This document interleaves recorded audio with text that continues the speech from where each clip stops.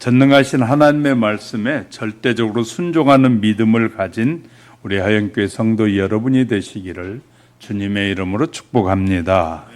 어느 목사님의 아내는 말씀을 전하는 남편을 보면 예수님을 보는 것 같다라는 말을 자주 한다고 합니다.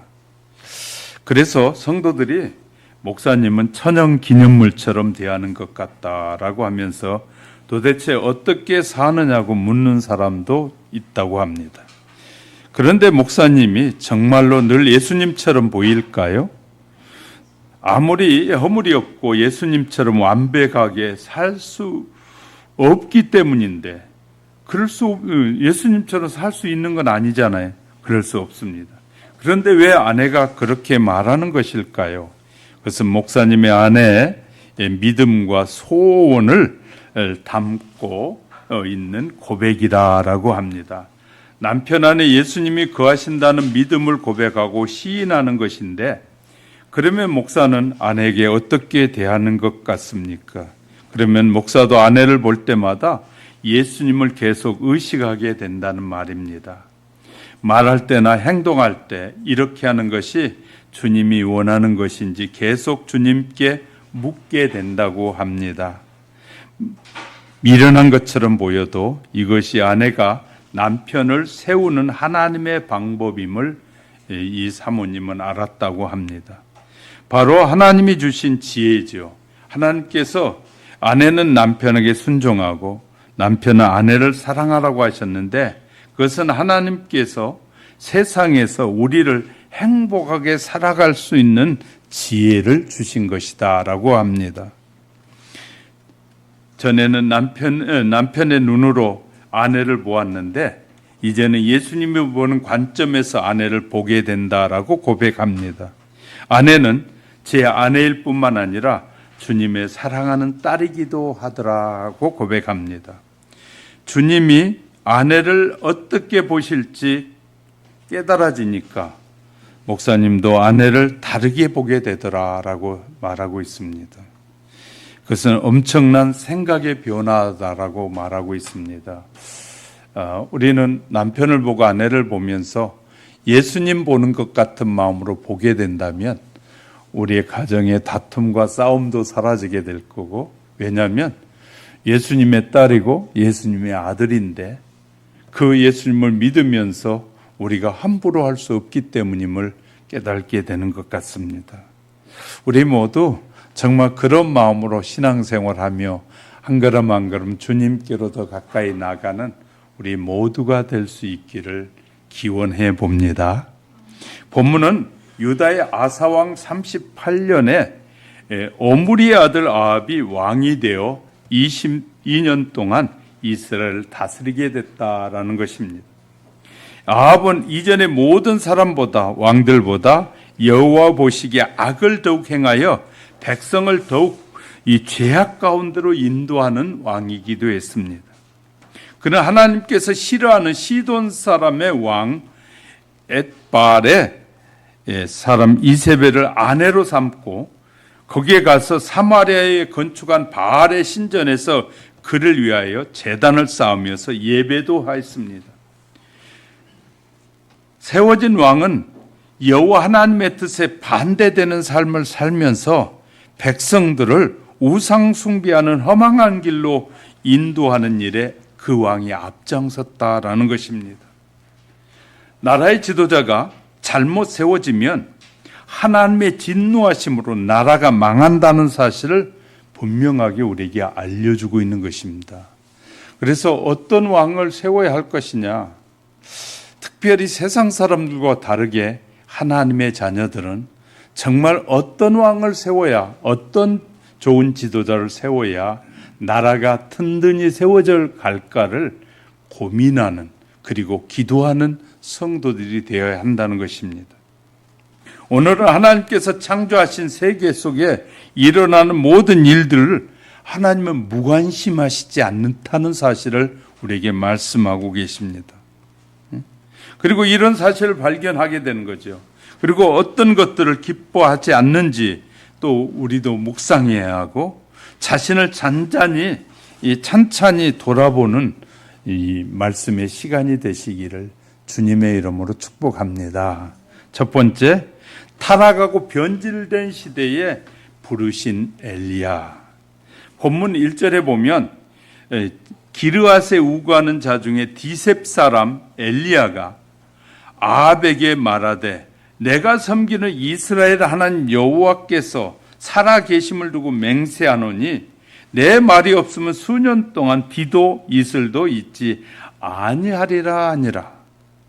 하나님께 불순종했던 이스라엘 왕 아합은 외모는 정말 아름답고 멋지게 생겼어요. 많은 사람들이 외모가 아름다우면 교만해지기 쉽다고 그러잖아요. 지도자들 중에서도 이 잘생기고 훌륭하게 생긴 지도자들이 하나님을 거역하는 지도자들이 많아요. 왜냐하면 사람들이 잘났다고 박수를 많이 쳐주거든요. 그러면 자신도 모르는 사이에 교만해져 가지고 막 그러는 경우가 참 많아요. 요새는 팬클럽까지 생겨가지고 얼마나 자기를 따르는 팬이 많느냐에 따라서 더 교만해지고 남과 비교해가지고 자기는 대단하고 상대방을 우습게 여기는 그런 지도자들이 또 너무 많아요. 사람들이 높여주는 것에 이 희열을 느끼는 사람이 있다면 하나님으로부터 인정을 받지 못하게 될 것입니다.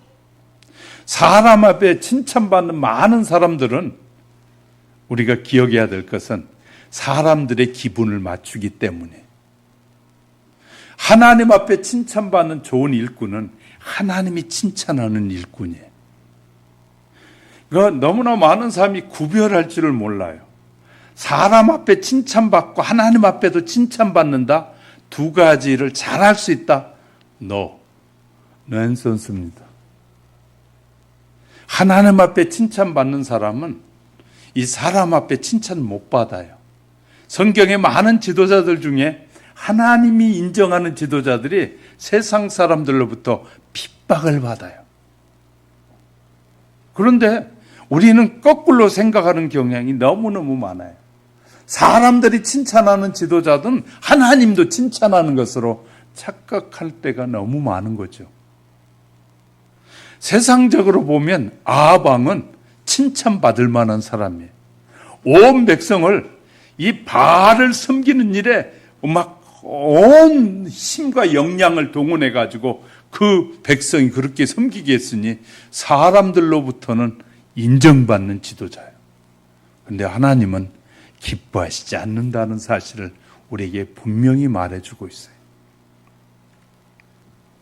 자, 그는 우상을 섬기며 이 마음이 사악한 시돈 여자 이세벨을 이 아내로 맞이하게 됩니다.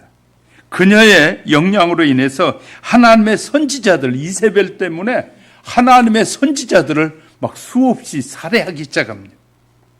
우상 숭배가 국가적인 종교로서 온 나라에 확립되기도 했습니다. 수많은 이스라엘 사람 중에 오직 7,000명만이 남아 하나님의 마음에 남아있는 하나님의 참된 일꾼으로 남아있었습니다. 그들은 왕에게 죽임을 당할까 두려워서 자기 자신과 자신의 신분을 숨기기 시작했습니다. 7,000명의 사람이 대부분이 죽을까 봐 두려워서 자기의 신분을 속이고 살고 있었단 말이에요. 온 나라는 우상 숭배라는 거대한 물결에 정복당한 듯 보였습니다. 그런데 길앗 산지의 디셉이라는 멀리 떨어진 마을에 아마도 가난한 농부로 하나님을 섬기고 사는 변함없는 한 사람이 있었습니다. 그의 마음은 의분으로 뜨겁게 달아왔다. 아니, 어떻게 하나님을 섬기는 백성이 우상을 숭배하는데도 말도 못하고 가만히 있는 것에 대한 답답한 울분이 있었단 말이에요. 오직 여호와의 영광을 위해서 그의 질투심은 거룩한 열정이 타올랐어요. 그는 건강한 신앙의 사람으로 하나님의 이름을 위하여 그 백성들의 불의를 질책하고 그 불의한 행동을 멈추게 할 심판을 온 나라에 내리게 되는 거예요. 이렇게 되면 하나님께서 이 백성을 심판하실 것을 선포하는 것입니다. 온 이스라엘 무릎 꿇게 해달라고 하나님 앞에 간구하는 그의 목소리가 하나님 앞에 상달된 것 같아요. 보이지 않는 곳에서, 시골에서 이 나라가 타락한 나라를 보면서 그 타락한 나라가 하나님 앞에 회개하고 돌아서게 해달라고 기도한 사람, 디셉에 살고 있던 엘리야에게 하나님이 그를 부르셨다는 거예요. 하나님께서는 디셉에 살며 거룩한 왕이신 하나님을 경배하는 일로 되돌리기 위한 이 도구로 그를 선택하게 됩니다. 이 막중한 일을 성취하기 위해 간결하게 기도하던 그는 모든 권위를 부어받게 됩니다. 하나님이 그에게 권위를 부여해 주십니다. 그가 말하지 않으면 수년 동안 비가 내리지 않을 것입니다. 그렇게 그가 말하잖아요. 하나님의 음성을 듣고 그가 네가 말하면 비를 내리지 않겠다고 하나님이 하신 거예요. 그런 엄청난 권위를 엘리야에게 주신 거예요. 하나님께서 다양한 권능이 이 종에게 임했습니다. 그것은 그가 전적으로 자기 자신을 하나님께 드렸기 때문에 가능한 일이에요. 하나님께서 주신 권능으로 채비를 갖추고 그는 하나님의 메시지를 앞 귀에 선포하기 위해서 사마리아로 올라가게 됩니다. 어떤 측면에서 이와 비슷한 훈련을 거치지 않는 사람은 그런 일을 할 수 없는 것입니다.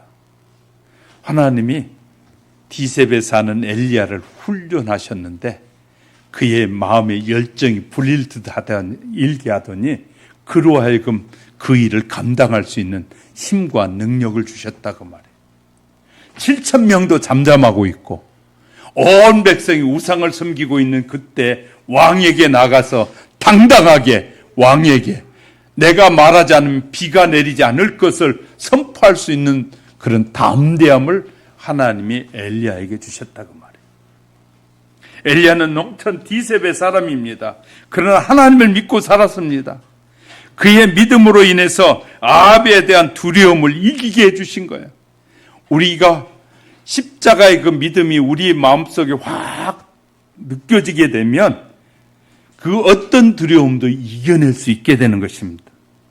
자기 앞에 하나님을 모신 자들을 지상의 어떤 왕 앞에서도 결코 비겁한 자처럼 행동하지 않게 될 것입니다.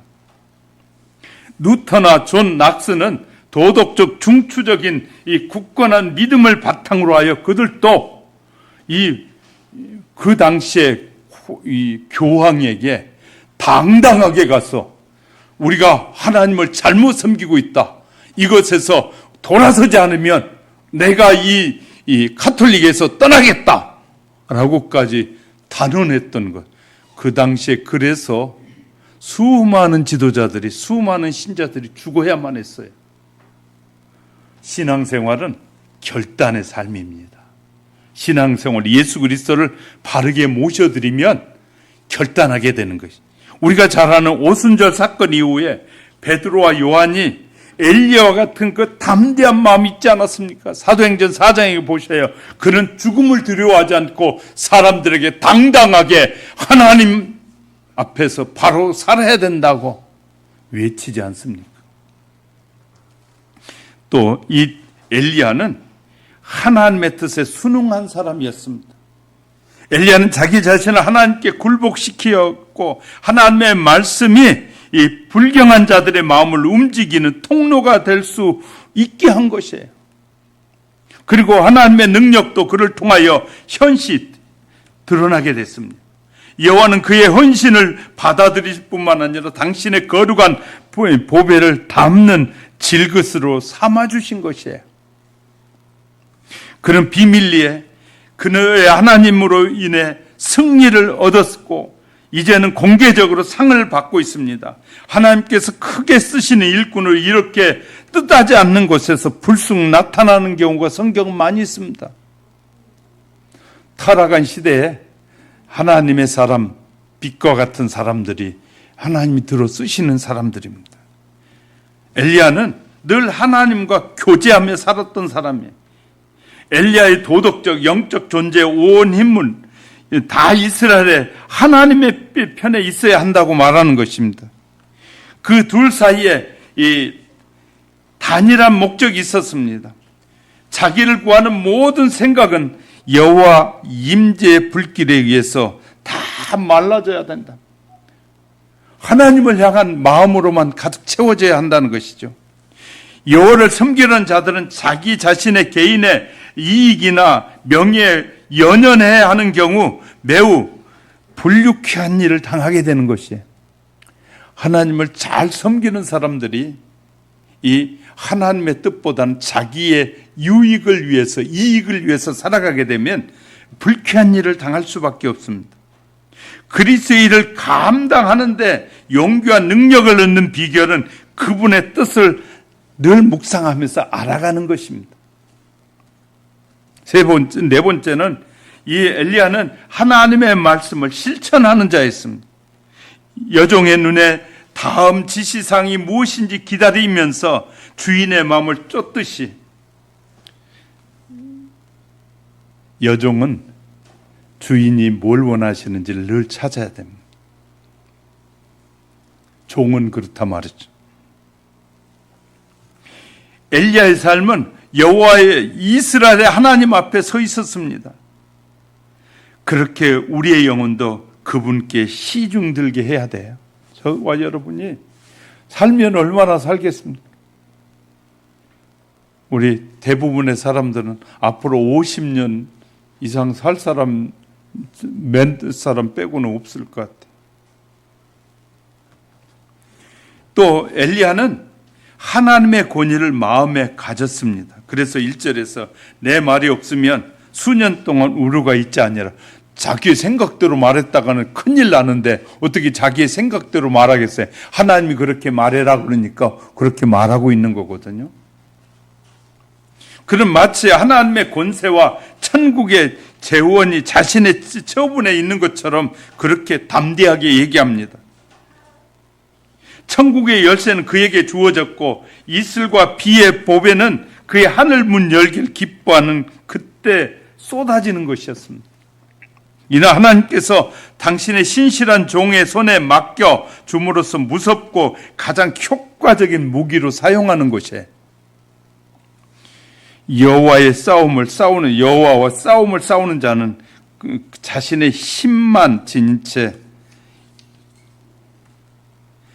전장으로 보내는 법이 없습니다. 하나님은 우리를 세상에 보낼 때 그냥 보내지 않고 우리에게 예수 이름의 능력을 주셔서 보내요. 할렐루야. 우리가 세상을 향해 나가 살 때, 세상을 향해서 외칠 때 그냥 보내지 않았어요. 예수 이름을 가지고 가라고 했어요. 예수 이름으로 나가서 승리하는 것이에요. 엘리야는 예수 그리스도처럼 권위를 가진 자로서 이야기합니다. 왜냐하면 그가 말하는 것에 대해서 하나님의 권위를 갖고 있었기 때문에. 엘리야는 그런데 놀란 거, 우리와 같은 성정을 가졌다, 성품을 가졌다 말이에요. 그런데 하나님을 믿으니까, 그가 하나님을 신뢰하고 하나님만 의지하니까 하나님이 그를 쓰실 때 필요한 모든 능력을 엘리야에게 주시더라고 말이에요. 할렐루야. 우리가 믿기만 하면 지식이 많아야 되는 거, 돈이 많아야 되고 어떤 능력이 있어야가 아니라 하나님을 신실하게 믿으면 하나님이 들어 쓰시는 그 그릇으로 다 아름답게 쓰여질 수 있음을 분명히 말씀하고 있는 것입니다. 특별히 어느 쪽에도 좋다라는 말이 있는데, 제단과 쟁기 사이에 있는 황소에 대한 모라비아 사람들의 금연은 매우 시사적인데, 제단도 좋고 이것도 좋고 저것도 좋다라는 이 모라비안 사람들의 이야기에 이건 매우 의미가 있는 것입니다. 우리 예수 믿는 사람들이, 목사님 예수도 믿고 세상의 만족도 누리고 살고 싶어요, 이런 것은 신앙이 아직도 흔들리고 있기 때문인 것이죠. 왜냐하면 여러분 앞에 보여지는 세상은 얼마 가지 않아서 다 멸망받을 세상이에요. 우리 앞에 펼쳐져 있는, 여러분이 차를 타고 가든지 텔레비전을 볼 때 펼쳐진 그 아름답게 보이는 그 세상은 하나님의 심판 앞에 설 세상이에요. 그 멀지 않아서 심판이 임하여, 그리고 하나님께서 우리에게 베풀어 줄 새로운 세계는 영원토록 변함이 없는 세계가 앞으로 펼쳐지게 될 것입니다. 할렐루야. 우리 앞에 보이는 세계가 아름다운 것처럼 그보다 훨씬 아름답고 멋진 하나님의 세계가 펼쳐지게 될 것을 우리에게 약속하고 있는 것이거든요. 그런데 우리는 세상의 것을 보면서 그것에 만족하려고 한다면 우리는 더 큰 만족을, 그 더 큰 축복을 누리지 못하게 될 것입니다.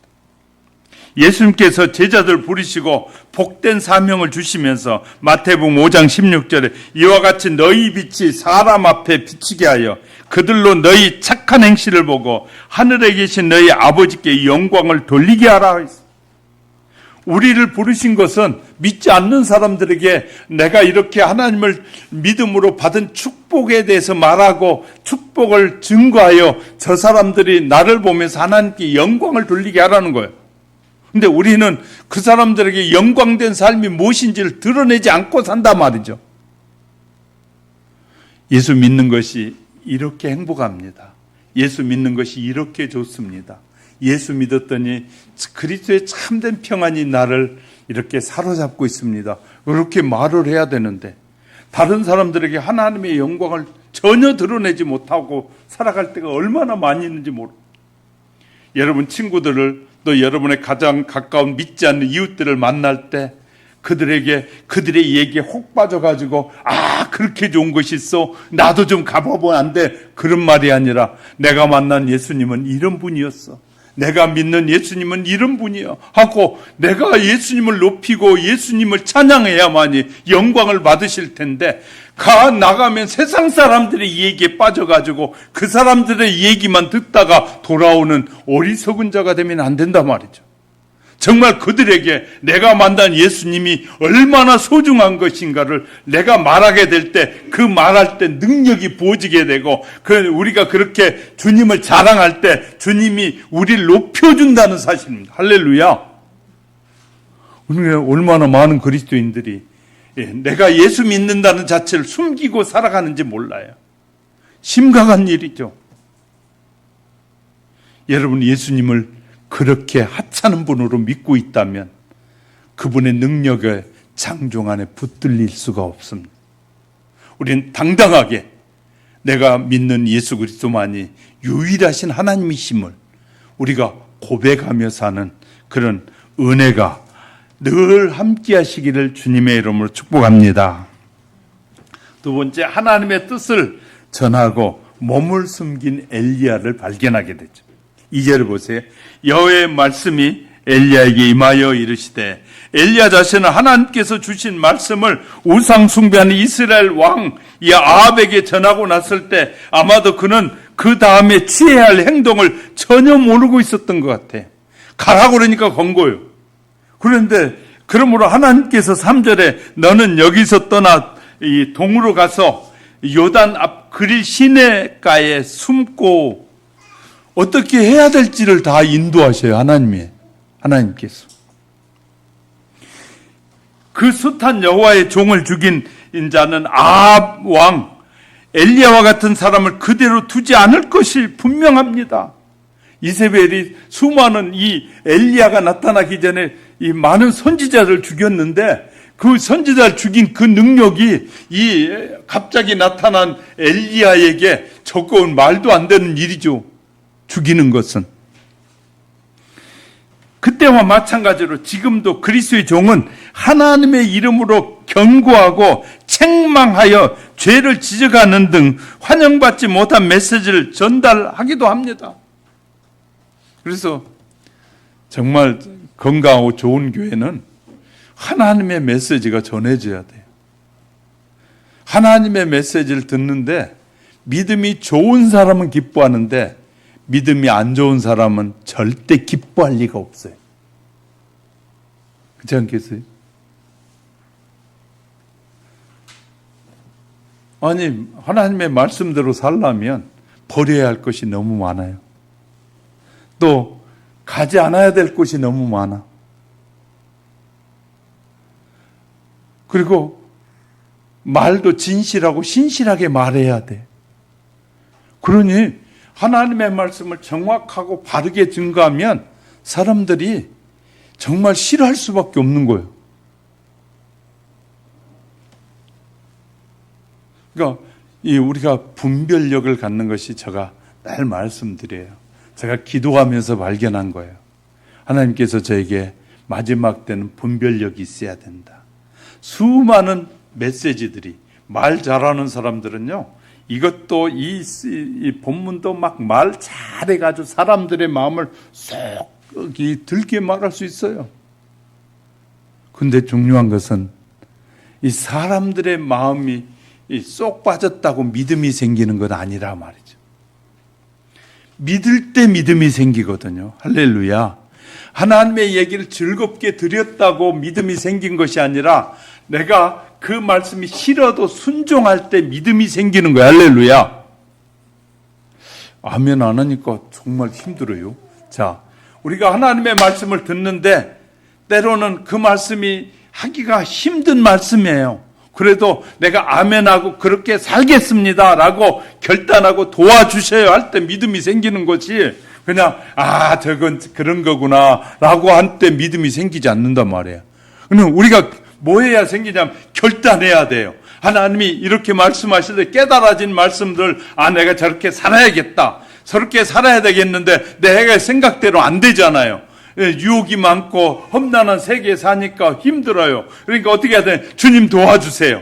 그렇게 살 수 있도록 힘을 주세요. 그렇게 살아갈 수 있도록 지혜가 필요합니다. 하나님의 능력이 필요합니다 라고 결단하고 기도할 때 우리의 믿음이 쑥쑥 자라는 거예요. 할렐루야. 그 믿음이 그냥 자라는 게 아니라 말이에요. 아멘 했다고 자라는 것이 아니라 말씀을 아멘하고 실천할 때 믿음이 자라는 거예요. 그러니까 우리가 이런 분별력을 갖는 것은 너무 중요한 것이죠. 하나님의 부르심을 받은 사람들은 사명을 다한 후에 두려워할 필요가 없습니다. 왜냐하면 우리 주님께서 일꾼들에게 피난처와 은신처가 되어주시기 때문이다. 자, 보세요. 하나님께서 정해주신 곳으로 가라는 거예요. 너는 그리 시냇가에 숨고, 주님께서 말씀하셨어요. 자기 스스로 선택한 곳, 마련한 은신처는 얼마나 불완전합니까? 내가 마련해 놓은 안식처는 불완전해요. 그러나 하나님이 준비해 놓은 안식처는 그 누구도 건들 수 없다. 할렐루야.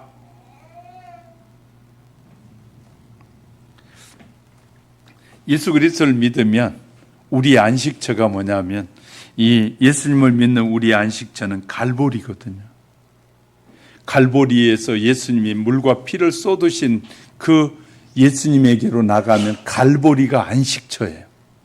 그 예수님을 믿는 그 갈보리, 십자가의 보혈이 나의 안식처가 돼서 영원한 생명의 삶을 살게 하는 안식처가 되는 것처럼, 정말 이 하나님께서 정해주신 피난처로 피해 갈 때 안도감을 느끼게 될 것입니다. 사람을 죽인 자도 자신의 안전을 위해서 어디에 숨는다면 문제가 안 되잖아요. 그러나 그는 하나님이 정해주신 도피성 안으로 피하기까지는 어떤 은신처에 대해서도 안전을 확신할 수 없게 될 것입니다. 우리는 과연 하나님께서 우리에게 쉬라고 명하신 곳, 당신의 사랑하는 아들 예수 그리스도 안에 안식하라고 우리에게 말씀하여 예수 그리스도를 내 마음에 모셔드리고 그분 안에 우리가 살아가게 될 때, 그분의 말씀에 순종한 삶을 살 때 진정한 평안과 안식이 주어진다는 사실을 믿으시기를 주의 이름으로 축복합니다. 또한 완벽하게 격리된 곳입니다. 피난처는. 시편 기자는 시편 31편 20절에 보니까 그는 아합의 교만함과 이세벨의 구설의 다툼으로부터 벗어나 여호와께서 임재하는 비밀 안에 완벽하게 숨겨졌다라고 쓰고 있어요. 다시 말해 하나님이 엘리야를 완전히 이 아합 왕이나 군사들이 찾지 못하도록 완벽하게 안식처에 숨겨놨다. 3년 동안 이렇게 말씀하고 있는 거예요. 시편 80편 3절에서도 주의 숨긴 자라고도 말하고 있어요. 시편 91편 1절에서는 그런 숨긴 자들을 모두가 지존자의 은밀한 그늘 아래 거하는 자다라고 말씀합니다. 그들은 인간에 대한 두려움으로부터, 시대의 풍조의 노예 상태로부터, 죄가 가득한 세상의 삶의 괴로운 염려로부터 구원받는 것이에요. 이처럼 예수님을 믿는 자는 은신처를 마련해 하신다고 약속하고 있어요.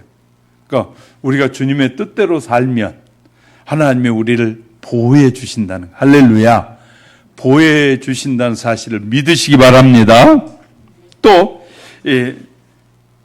우리에게 안심케 하는 약속의 장소이기도 합니다. 그래서 하나님께서 4절에서 그 시냇물을 마시라, 내가 까마귀들을 명하여 거기서 너를 먹이게 하리라 라고 하셨어요.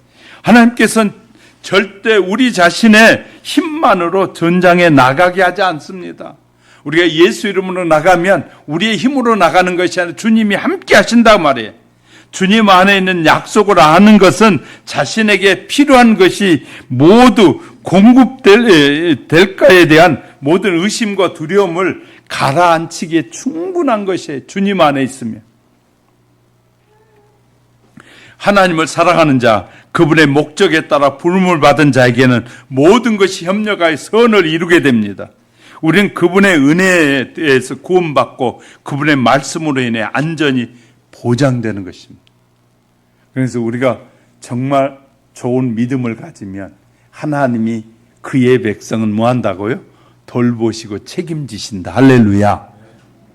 또요, 안심케 하는 약속이기도 하지만 또 놀라운 체험의 장소가 되는 거예요. 6절에 보면 까마귀들이 아침에도 떡과 고기를, 저녁에도 떡과 고기를 가져왔으니, 선지자는 그곳이 아닌 다른 곳에서는 하나님의 자애가 그와 같이 현시되는 걸 볼 수 없을 것입니다. 하나님이 약속한 그곳에 하나님이 약속대로 역사하시는 하나님의, 할렐루야, 하나님께서 정해 주신 대로 따랐기에 그분은 그 필요한 대로 다 채워주시고 축복해 주신 하나님입니다. 그러니까 우리가 하나님을 잘 안 믿어서 문제지, 하나님을 제대로 믿으면 너무너무 엄청난 역사를 이루어요. 그리스도의 십자가가 그렇습니다. 그것의 필요를 충족시키는 것입니다. 진정으로 십자가는 충분합니다. 그 예수님은 떡과 물뿐만 아니라 고기도 먹을 수 있게 하셨습니다. 믿는 자들의 생명, 그분이 넘치는 그 풍성함이 언제나 채워지게 될 것입니다. 그래서 예수님을 따르는 자는 배고프지 않습니다. 예수님의 뜻을 따르는 자는 하나님이 책임져 주시고 해결해 주십니다. 할렐루야.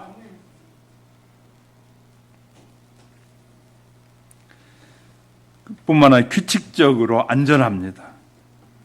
우리가 필요로 한 모든 것을 아침 저녁으로 공급해 주시는 것처럼 하나님은 변함없이 공급해 주신 하나님 뿐만 아니라 사람들이 생각하기에는 그것은 기적이에요. 하나님은 그냥 하시는 일인데 사람들이 볼 때는 그것이 기적으로 보여지는 것입니다. 그곳에 있는 동안 엘리야의 모든 식량은 초자연적인 방법으로 인해서 크게 전달됩니다. 그에게. 이처럼 하나님의 아들 안에 믿음에 의해 사는 사람에게는 기적이 일상사, 늘 기적이 이어지는 것입니다.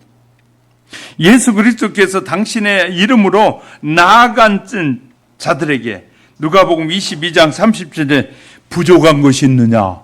내 이름으로 갔더니 너희가 부족한 것들이 있느냐? 그랬더니 제자들이 전혀 없었나이다 라고 고백해. 우리가 예수 이름으로 나가서 예수 이름에 높이고 살아갈 때 우리가 참 그 이분의 이름을 높여드리면 부족함이 없게 되는 것이에요. 하나님이 채워주신. 하나님의 까마귀가 어디에 있습니까? 하나님의 까마귀는 엘리야에게만 있는 것이 아니라 오늘 우리에게도 까마귀는 계속 뜨는데 그런 믿음이 없기 때문에 문제인 것이. 그런 하나님을 신뢰하고 하나님만 바라보고 하나님의 뜻이라면 순종할 그런 믿음이 없기 때문에 까마귀를 못 만난 것이지, 하나님의 말씀에 순종하는 곳에는 하나님의 까마귀가 오늘도 계속 뜨고 있음을 믿으시기 바랍니다. 현대를 살아가는 성도들에게 이 모든 약속이 똑같이 적용되는 거예요. 그러면 엘리야에게만 적용되는 것이 아니라 오늘 우리에게도, 엘리야를 통해서 말씀하신 우리에게도 똑같이 적용된, 그러므로 예수 그리스도를 믿고 살아가는 저와 여러분은 모든 염려를 그치고 최선을 다하는 삶을 위해 매일매일 말씀을 묵상하면 영적 양식으로 공급해 주셔서 늘 그리스도의 평안이 저와 여러분을 사로잡게 될 줄 믿으시기 바랍니다. 셋째, 그러면 왜 까마귀를 통해서 엘리야를 먹이셨을까 생각해 보셨습니까? 왜 까마귀일까? 본문 6절에 보면 까마귀들이 아침에도 떡과 고기를, 저녁에도 떡과 고기를 가져왔고 그가 시냇물을 마셨으나, 그 시대 아합 왕이 다스리는 때는 정치, 경제적으로 북이스라엘이 가장 번성한 시대입니다. 번성한 시대예요. 그러니 백성들이 그 왕이 22년 동안을 다스리면서 번성했으니까 그 왕의 말이라면 다 듣는 거예요. 다 듣는 거예요. 그런데 선지자가 나와서 내가 말하지 않으면 3년 넘도록 비가 내리지 않을 것이다 그랬으니, 그런 말을 한 선지자는 그 아합 왕에 의하면 단칼에 죽일 수밖에 없는 거예요. 이 태평성대. 그러나 영적으로는 초대왕 여로보암 때보다 더 악한 시대가 됐다는 거예요. 하나님이 보시기에는, 사람들이 보기에는 풍요롭고 아름다웠는데 하나님이 보시기에는 엄청나게 타락해 버렸다는 거예요. 우리나라가 타락하고 있다는 증거가 뭐냐면, 마귀 축제에 그렇게 많은 사람들이 몰려가기 시작했다는 거예요. 헬로윈 축제가 마귀 축제인데, 그래서 자기의 얼굴을 드러내지 않아요. 가면을 쓰는 축제예요. 할로윈 축제가. 가면을 쓰고, 참 추접한 얘기 좀 해볼게요. 가면을 쓰고 서로 상대방을 모르게 하면서 서로 주물르고 막 그 별짓을 다 하는 거예요. 가면 축제 가면. 누군지 모르잖아요. 나를 터치한 사람이 누군지를 모르는 거예요. 그래서 가면을 쓰는 거예요. 자기를 안 드러내려고. 그 축제가 좋은 것이 아니에요. 남의 몸을 더듬고 만지고 별짓을 다 하는 것이 가면 축제거든요. 그래서 목사는 그렇게 말하는 게 거의 마귀의 축제다, 그렇게 말하는 거예요. 그런데 수십만이 몰리기 시작하잖아요. 그 전에 그러지 않았어요. 우리가 한참 젊을 때 그런 축제 가지도 않았어요, 우리는. 요새 젊은이들은 그런 축제 그냥 못 가서 환장을 하는 거예요. 정말 그만큼 우리나라도 타락해 가고 있는 거예요. 경제 성장이 이루어지면서 먹고 살만하니까 이제 별짓을 다 해도 된다는 시대로 지금 바뀌어가고 있어요.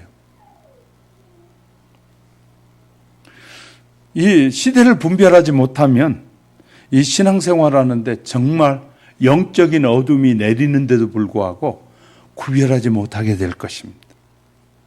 여러분들은 지금 신앙생활 잘 하시는 거예요. 주일날 오고 그런 축제에 함부로 가지 않고 하는 것이 여러분에게 분별력이 있기 때문에 그런 것이에요. 그러니까 그 축제에 이번에도 금년에 있는 축제에도 얼마나 마약을 많이 나눠준 줄 아십니까? 마약에 취하면 별짓을 다 해도 다 허용되는 그 안에서는. 그리스도인들의 자녀들이 간다는데 부모가 말리지 않았다면 심각한 거예요.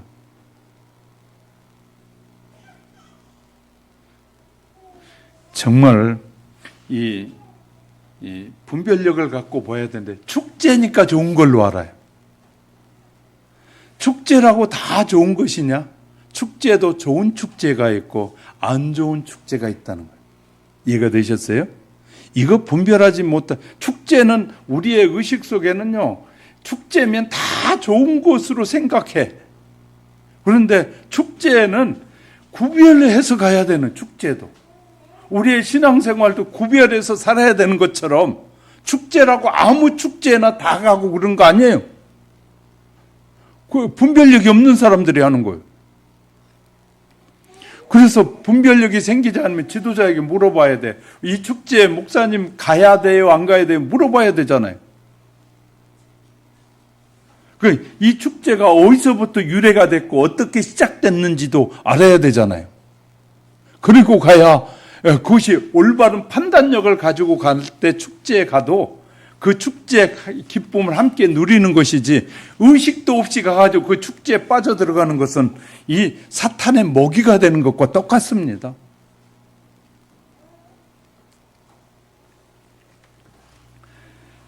자, 이 심각한 시대에 저와 여러분이 지금 살아가고 있는 거예요.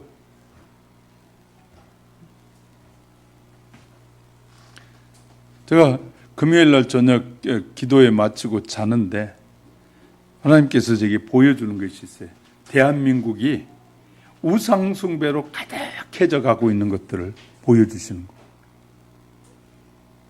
이 설교 준비하라고 하나님이 보여주신, 대한민국도 우상숭배에 깊이 빠져들어가고 있다고 슬쩍슬쩍 보여주시는 거예요.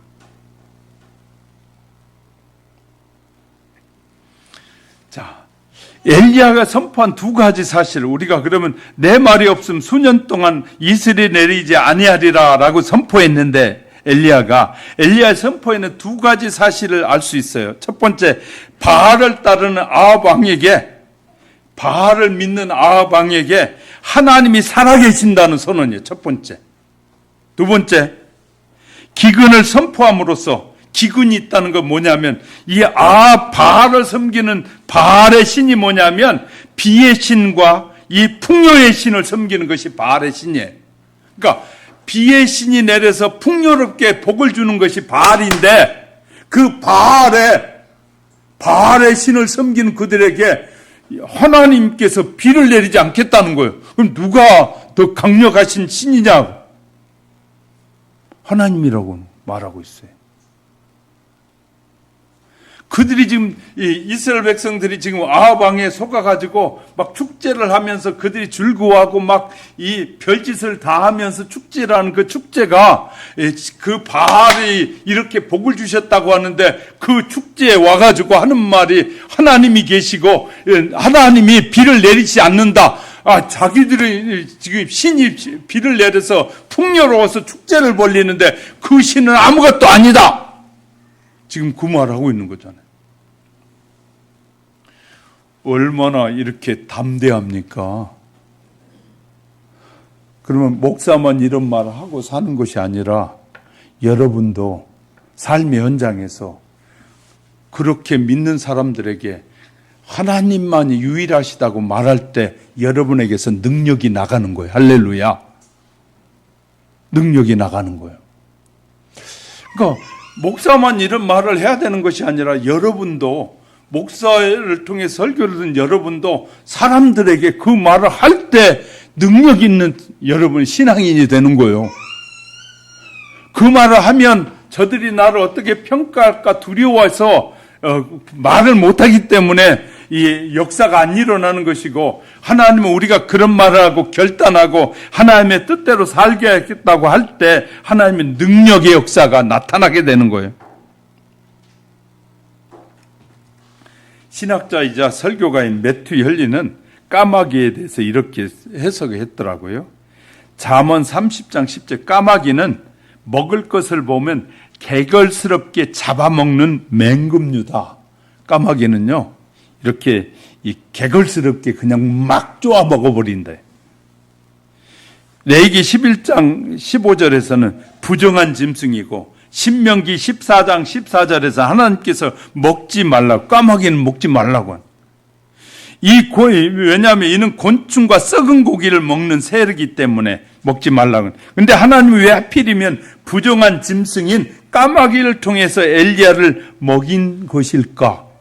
부정한, 사람들에게 부정한 짐승이라고 하였는데 그 부정한 까마귀를 통해서 역사하셨을까? 놀라운 것은 우리 문화에서는 까마귀가 부정한 새잖아요.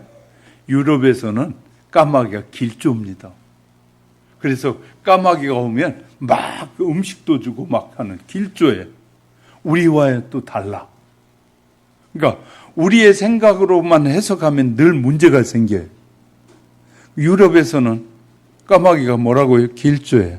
우리에게는 흉조라고 하는데 그들에게는 길조입니다. 그러면 왜 하나님께서 이 까마귀를 통해서 역사하셨을까? 하나님의 말씀은 율법보다 이 인간의 판단에 매이지 않는다는 사실을 알게 하시는 거예요. 하나님은 율법보다도 하나님의 말씀이 더 위에 있다.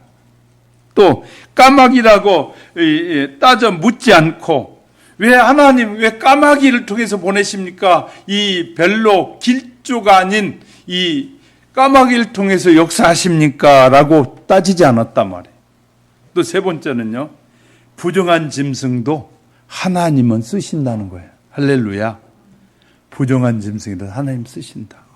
하나님이 이렇게 모든 것을 다스리시는 하나님이시지 어느 분야는 빼놓고 다스린 분이 아니라는. 그러니까 착각하는 사람들이 너무너무 많아요. 네? 이 분야는 빼놓고 해야 되고 이 분야는 빼놓지 않아야 되고 하나님의 종에게 하나님의 일꾼에게 그렇게 일시키지 않아요. 그러면 하나님은 목사에게는 하나님만 말하고 정치는 말하지 말라고 그러지 않았다고 말해요. 그래서 정치인에게 하나님이 야, 네 바로 정치해라 그렇게 하시지 않아요. 하나님은 당신의 종을 통해서 말씀하셔요. 늘. 그러니까 우리가 이런 이 기본적인 것들이 정리되어 있지 않는 사람들이 너무 많아요. 그럼 하나님의 통치는 어느 부분에서는 누구에게 맡기고 그런 하나님이 아니시단 말이에요. 하나님은 당신의 음성을 잘 듣고 당신의 뜻에 순종하는 자에게 말씀하시고 잘못된 것은 말하고 바르게 하라고 말씀하시는 하나님이에요. 그러니까 우리가 잘못 배우고 잘못 알면 그런 오류를 범하는 거예요. 아까 9시 예배 시간에 내가 우리 집사님한테 얘기했지만 종교교육자들이 했던 그 정교분리, 정치와 이 교회, 교황권의 분리를 말할 때 그 당시에 15세기, 14, 5세기에는 교황이 세상에 다스렸어요. 왕보다 교황이 위에 있어요. 교황이 왕에게 안수해 줬어요. 그러니까 교황이 모든 왕도 교황에게 물질을 가져오고 막 그 권력이 교황에게 집중된 시대였어요. 그래서 종교 분리를 말하는 것은 하나님의 일에 집중해야지 왜 이익과 그런 세상 것에 취하는 그런 교황이 되면 안 된다고 해서 종교 분리를 말하는 거예요. 하나님의 영역이 온 세계에 다 펼쳐져야 되는 것이 당연한 일이에요. 이것을 잘못 해석한 사람이 너무나 많아요.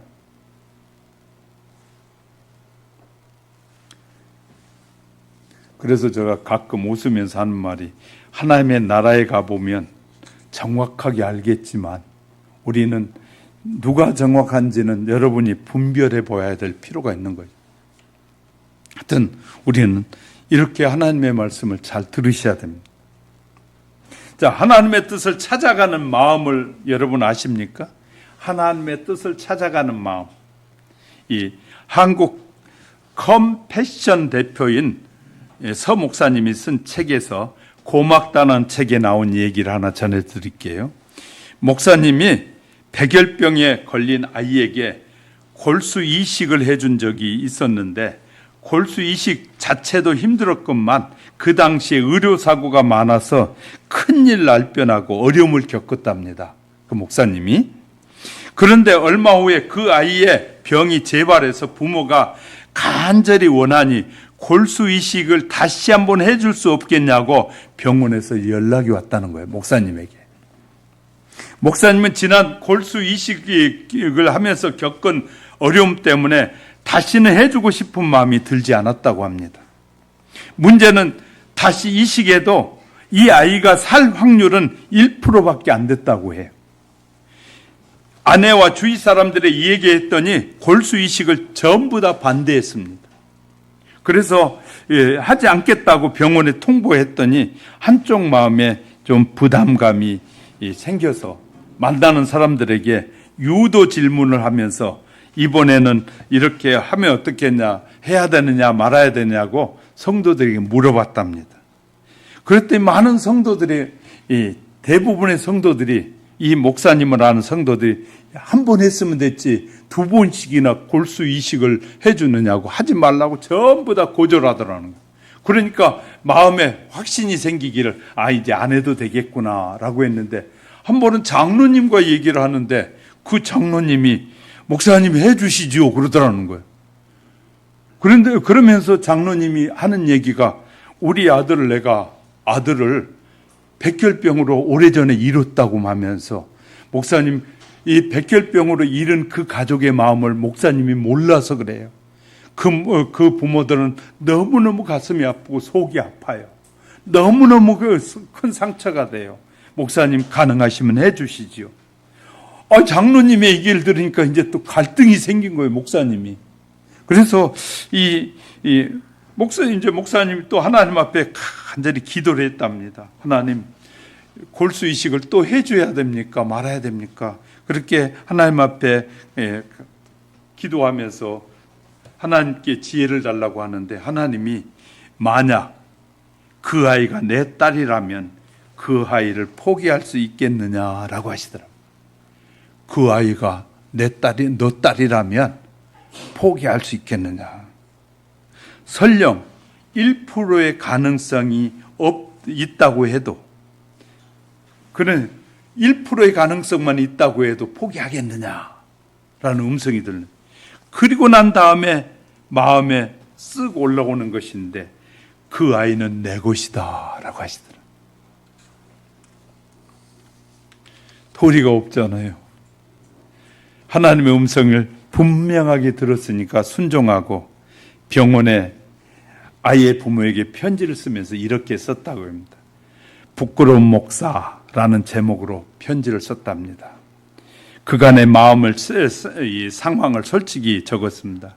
제가 특별히 믿음이 좋고 사랑이 많아서 결심한 일은 아닙니다. 솔직히 너무나 싫었습니다. 두려운 마음도 들었습니다. 하나님의 마음에 항복해서 골수이식을 다시 하기로 했습니다. 그리고 편지 마지막에 이렇게 썼답니다. 하나님 외에 기적을 행하실 분은 없습니다. 우리 예수님께 매달립시다. 아이가 죽고 사는 것은 하나님이 정하셨다고 믿습니다. 이제 정말 예수님을 붙잡읍시다. 그리고 편지를 쓰고 가서 골수 이식을 했답니다. 얼마 후에 아이의 엄마에게서 답장이 왔는데 5장이나 된 긴 편지에 눈물 자국이 번져 있는데, 한 번도 아니고 2번이나 저희 아이를 위해서 골수 이식을 해주셔서 감사합니다. 아이가 무균실에서 너무 고통스러워해서 감사 편지를 쓸 시간이 없었습니다. 목사님, 이야기는 예수님이 누구이신지 모르지만 저도 매달려 기도하겠습니다. 그렇게 골수 이식을 하고 마치고 아이가 기적처럼 살아났답니다. 1%의 기적이 일어난 거예요.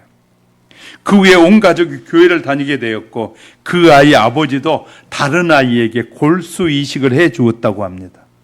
그러면서 목사님 기도하는데 하나님이 그 서목사에게 순종해서 고맙다라는 마음이 들면서 울컥해서 하나님 앞에 통회하면서 기도했다고 그래요. 하나님이 네가 그렇게 순종해줘서 고맙다. 우리가 하나님의 뜻을 알고 순종하도록 예수님 안에 거하면 주님이 우리 안에 거하시는 은혜를 누리게 하시고 감사하는 것은 당연하지 않겠습니까? 하나님께서 오히려 우리에게 순종해줘서 고맙다고 말씀하시지 않겠습니까? 이 간증을 읽으면서 우리가 하나님의 뜻을 찾아가는 과정에서 마음이 얼마나 중요한 역할을 하는지 알게 됩니다. 우리의 마음이 너무 많이 흔들린다는 거예요. 하나님께서 주신 좋은 믿음의 마음이 흔들려요. 늘 흔들렸어요. 이럴까 저럴까, 요랬으면 내가 이득일까, 저랬으면 이득일까, 자기 이득을 찾아서 자꾸 흔들리는 마음 보게 된다는 거예요. 그런데 그렇게 흔들리는 마음은 누가 주는 마음이냐? 성령이 주는 마음이 아니라 마귀가 주는 마음이네. 마귀는 우리의 마음을 자꾸 흔들어서 이럴까 저럴까, 저 일하면 내가 시간이 아까운데 그 시간 빼서 내가 뭐 해야 되는데 하고 하나님의 일을 조금 미루게 하고 다음에 한다고 자꾸 미루게 하는 거예요. 그렇게 해서 하나님의 일을 못하도록 마귀는 계속해서 역사해요. 그러니까 우리가 우리의 마음에 어떤 감동이 오고 하나님이 기뻐하는 일이라고 생각할 때는 딱 눈을 감고 바로 실천하셔야 돼. 시간이 가면 갈수록 자꾸 흔들리고 마음이 바뀌기 시작하는 거예요. 우리의 마음은요, 갈대와 같아서 이 믿음 있는 사람도 갈대와 같아서 쉽게 넘어질 때가 많아요. 그러므로 우리가 정신 바짝 차리고 믿음의 삶을 살지 않으면 마귀가 하는 수많은 유혹에 흔들릴 수밖에 없는 거예요. 사랑하는 화영교회 성도 여러분, 우리가 하나님 앞에 쓰임받고 그렇게 쓰임받기 위해서 하나님이 우리를 부르신 거예요. 그리고 우리에게 분명한 축복을 약속해 주셨어요. 믿음으로 우리가 그렇게 살면 하나님이 영원토록 우리와 함께할 뿐만 아니라 영원한 축복도 약속하고 계셔요. 우리가 보이는 세상은 일시적인 세상, 눈 깜빡하면 없어질 세상이 우리 앞에 있는 것이에요. 세상의 유혹에 흔들리지 말고 하나님의 뜻에 우리의 마음을 정하고 정말 늘 하나님을 묵상하는 가운데 하나님이 말씀하시지만 우리가 못 알아들을 때가 너무나 많은 거예요. 왜? 하나님을 묵상하고 하나님의 뜻이 무엇인지를 생각하지 않으니까 자꾸 우리가 하나님이 늘 말씀하셔도 못 알아듣는 것이에요. 그런데 우리가 하나님께 귀를 쫑긋 세우고 들으려고 하면 하나님의 음성이 또렷이 들려질 겁니다. 할렐루야. 하나님, 내가 잘 주의 말씀을 듣고 순종하기 원합니다. 그 말씀대로 살기 원합니다. 주님, 내게 말씀해 주옵소서 하면 하나님의 음성이 또렷이 들려지는데 그렇게 자꾸 요구하지 않고 그냥 가능하면 하나님의 말씀이 안 들려지면 좋겠어요. 왜냐하면 세상을 살아가는데 이렇게 말해요. 하나님의 말씀을 들으면 세상을 살아가는데 자꾸 부담이 돼요. 자꾸 그렇게 말하는 거예요. 하나님의 말씀에 순종하는 것이 축복이에요. 해야 되는데 부담이에요. 그러니까 안 들리는 거예요. 하나님의 말씀이 들리면 축복이에요. 자꾸 순종하는 것이 축복이라고 자꾸 말하면 그것이 축복이 되는데 부담이에요. 그러면 자꾸 부담이 돼서 하나님에게서 멀어지는 거예요. 사랑하는 성도 여러분, 늘 주의 말씀을 묵상하고 또 기도하는 가운데 지금은 기도가 더 절실한 시대가 되고 있어요. 잘못하면 세계전쟁으로 지금 확산될 가능성이 짙어지고 있잖아요. 나라와 민족을 위해서 왜 기도합니까? 세계 평화를 위해서 왜 기도합니까? 우리가 평안히 살고자 기도하는 거예요. 세계전쟁이 일어나면 우리에게도 악영향이 와요.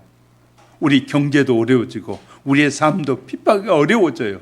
그렇기 때문에 실은 기도는 알고 보면 누구를 위한 것이다. 결국 나를 위한 것이에요. 세계 평화를 위해서 이 목적을 놓고 기도하는 이유 중에 하나가 나의 평안한 신앙생활과 삶을 위한 기도인 것이지 남을 위한 기도가 아니에요. 나를 위한 기도이니 우리가 더 기도해야 되지 않겠습니까? 더 주의 말씀에 순종해야 되지 않겠습니까? 여러분, 지금도 잘하고 있어요. 그러나 조금 더 해봅시다. 그리고 우리의 신앙이 회복돼야 돼. 하나님, 첫사랑을 회복시켜 주세요. 첫사랑 뜨거운 그 마음을 회복시켜 주셔서 당당하게 복음도 전하고 당당하게 나가는 일을 주저하지 않고 하나님의 일을 하는 것이 내 삶의 기쁨이고 즐거움이고, 시간이 된다면 내가 돈을 좀 적게 벌더라도 시간이 된다면 주님의 일에 쓰여지기 원합니다. 이것이 복된 생각이고 아름다운 생각이에요. 나이와 상관없이 어리고 나이가 많고 구분하지 않고, 나이 많으면 많은 사람들에게, 젊으면 젊은 사람들이 접근해서 누구에게든지 담대하게 주님의 복음을 전하면서 우리가 살아갈 때 하나님이 기뻐하는 하나님의 사람이 되는 것이, 이 일에 저와 여러분이 아름답게 쓰여지는 신실한 하나님의 일꾼들이 다 되시기를 주님의 이름으로 축복합니다.